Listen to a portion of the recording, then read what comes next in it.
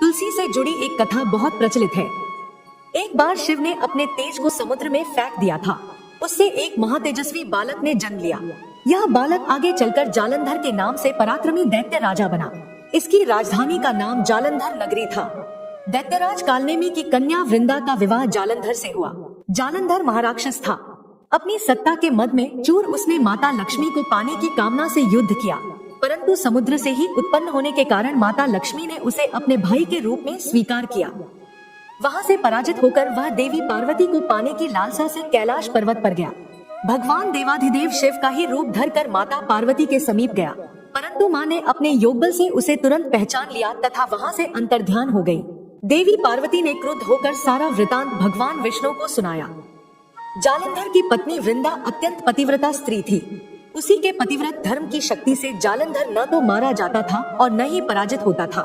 इसीलिए जालंधर का नाश करने के लिए वृंदा के पतिव्रत धर्म को भंग करना बहुत जरूरी था।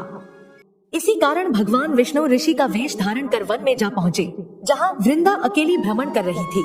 भगवान के साथ दो मायावी राक्षस भी थे, जिन्हें देखकर वृंदा भयभीत हो गई।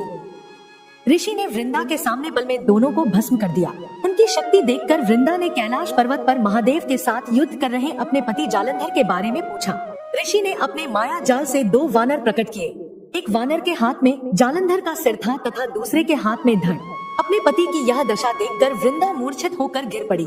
होश में आने पर उन्होंने ऋषि रूपी भगवान से विनती की कि वह उसके पति को जीवित करे। भगवान ने अपनी माया से पुनः जालंधर का सिर धड़ से जोड़ दिया, परंतु स्वयं भी वह उसी शरीर में प्रवेश कर गए। वृंदा को इस छल का जरा आभास न हुआ। जालंधर बने भगवान के साथ वृंदा पतिव्रता का व्यवहार करने लगी, जिससे उसका सतीत्व भंग हो गया। ऐसा होते ही वृंदा का पति जालंधर युद्ध में हार गया।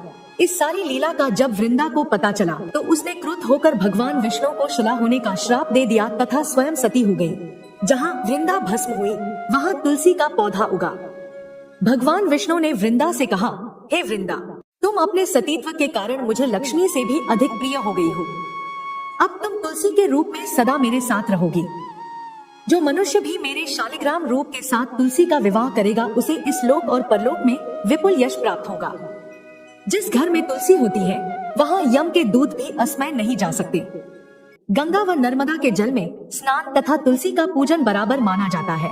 चाहे मनुष्य कितना भी पापी क्यों न हो, मृत्यु के समय जिसके प्राण मंजरी रहित तुलसी और गंगा जल मुख में रखकर निकल जाते हैं, वह पापों से मुक्त होकर वैकुंठ धाम को प्राप्त होता है। जो मनुष्य तुलसी व आंवलों की छाया में अपने पितरों का श्राद्ध करता है, उसके पितर मोक्ष को प्राप्त हो जाते हैं।